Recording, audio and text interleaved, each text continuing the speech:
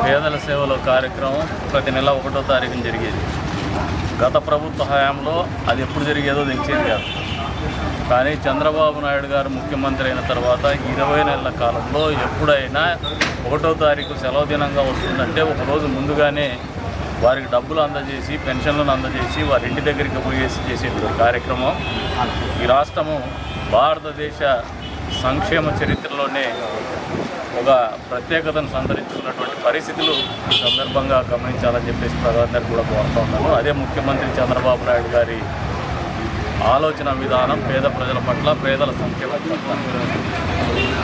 రాష్ట్రానికి ఆర్థిక భారం ఉన్నప్పటికీ బడ్జెట్ సమావేశాలు జరుగుతున్నటువంటి సందర్భంలో ప్రత్యేకంగా మళ్ళీ పేదల సంక్షేమానికి కావచ్చు, ఈ రాష్ట్రంలో అభివృద్ధికి కావచ్చు, రాయలసీమకు నీళ్ళు ఇచ్చేటువంటి ప్రాజెక్టులకు కావచ్చు నిధులు కేటాయించేసి ఈ రోజున తాగునీటి సమస్య, సాగునీటి సమస్య లేకుండా తీర్చిదిద్దాలనే దృఢ సంకల్పంతో ముందుకు పోతున్నటువంటి ప్రభుత్వ ఆలోచనకు బడ్జెట్ కూడా దర్పణం పడుతుంది.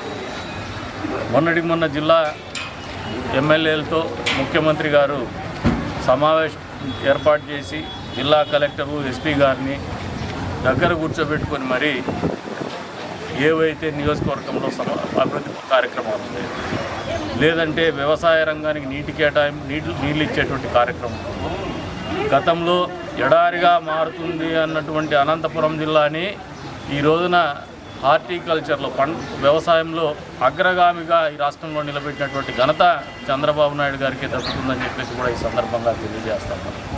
అందుకు నిదర్శనమే ఈ రోజున ఎండాకాలం మొదలైనప్పటికీ గతంలో బోరుబావుల మీద ఆధారపడి వ్యవసాయం చేసేటువంటి వ్యవసాయం చెరువులో నీళ్లతో బోరుబావులు కూడా రీఛార్జ్ అయ్యి పెద్ద ఎత్తున రైతాంగం కూడా పంటేసుకునేటువంటి పరిస్థితులకి ఊతమిచ్చేటువంటి వాతావరణాన్ని కల్పించింది చంద్రబాబు నాయుడు గారి దూరదృష్టి, చంద్రబాబు నాయుడు గారి దృఢ సంకల్పం. ఈ ప్రాంతానికి ఒక మంచి చేసేటువంటిది, ఎప్పుడు కూడా కళ్ళలో ఊహించినటువంటి మంచిని చేస్తున్నటువంటి పరిస్థితి. అంతేకాకుండా పెన్షన్లు, పేదల సేవలో పెన్షన్లు కూడా ఈరోజు భారతదేశ చరిత్రలో ఏ రాష్ట్రంలో కూడా ఇంత పెద్ద ఎత్తున పెన్షన్లు ఇచ్చేటువంటి కార్యక్రమం ఉంది. అందులో సజావుగా ఖచ్చితంగా సమయపాలన పాటిస్తూ ప్రజలు ఇంకా ఎప్పుడు వస్తుందో ఏమో అని గత ప్రభుత్వం జగన్మోహన్ రెడ్డి గారి హయాంలో ఆలోచన చేస్తే ఈ ప్రభుత్వం వచ్చిన తర్వాత చంద్రబాబు నాయుడు గారి నాయకత్వంలో ప్రతి నియోజకవర్గం నాయకులు కావచ్చు, ఎమ్మెల్యేస్ కావచ్చు, స్థానిక కౌన్సిలర్స్ కావచ్చు, మున్సిపల్ చైర్పర్సన్స్ కావచ్చు, అన్ని హోదాల్లో ఉన్నటువంటి నాయకులు కూడా రోడ్డు మీదకి వచ్చి ప్రజల దగ్గరికి పోయి పెన్షన్లు ఇచ్చేటువంటి కార్యక్రమం జగన్మోహన్ రెడ్డి అర్థం చేసుకోవాలా, ప్రజలు అర్థం చేసుకోవాలని చెప్పేసి కూడా కోరుతాను. ఎందుకు చెప్తున్నామంటే జగన్మోహన్ రెడ్డి అర్థం చేసుకోవాలని చెప్పేసి అసలు వాలంటీర్ వ్యవస్థ లేకపోతే పెన్షన్ల పంపిణీ జరగదని ప్రచారం చేసినాడు. ఈ రోజున వాలంటీర్ వ్యవస్థ లేదు. అదే వాలంటీర్లతో ఆయనే రాజీనామా చేయించినాడు ఎలక్షన్స్. ఈ ద్వంద్వ ప్రమాణాలు, ప్రజల్ని బొబ్బెపెట్టేటువంటి కార్యక్రమాలు నిత్యం జగన్మోహన్ రెడ్డి గారి ఆలోచన విధానంలో ఎప్పటికప్పుడు మనందరికీ కూడా కనపడుతూనే వస్తుంది. ఈ రోజున మళ్ళీ రాయలసీమ సాగునీటి ప్రాజెక్టుల గురించి మాట్లాడుతున్నారు. సాగునీటి ప్రాజెక్టుకు అడ్డంకి కల్పించిండేది జగన్మోహన్ రెడ్డి. అప్పట్లో కేసీఆర్ గారు ఆయన కలిసి చేసినటువంటి ఒక కపటం, అది ఒక కుట్ర అది. అంతేగాని చంద్రబాబు నాయుడు గారి దృఢ సంకల్పం ముందు రాయలసీమలో ప్రత్యేకంగా సాగునీటి అవసరాలు తీర్చేటువంటి కార్యక్రమము సజావుగా జరుగుతోంది. దానికి ఉదాహరణ ఏమంటే గత ఆర్థిక సంవత్సరంలో బడ్జెట్లో కేటాయించినటువంటి కేటాయింపు ఇప్పటి వరకు 20 నెలల కాలంలో ఈ ప్రభుత్వము వ్యవసాయ రంగానికి సాగునీళ్ళు అందించేటువంటి కార్యక్రమంలో ఇరిగేషన్ శాఖకు కేటాయించినటువంటి నిధులు, ఖర్చు చేసినటువంటి నిధులే సమాధానం చెప్తాయని చెప్పేసి కూడా జగన్మోహన్ రెడ్డికి తెలియజెప్తాను.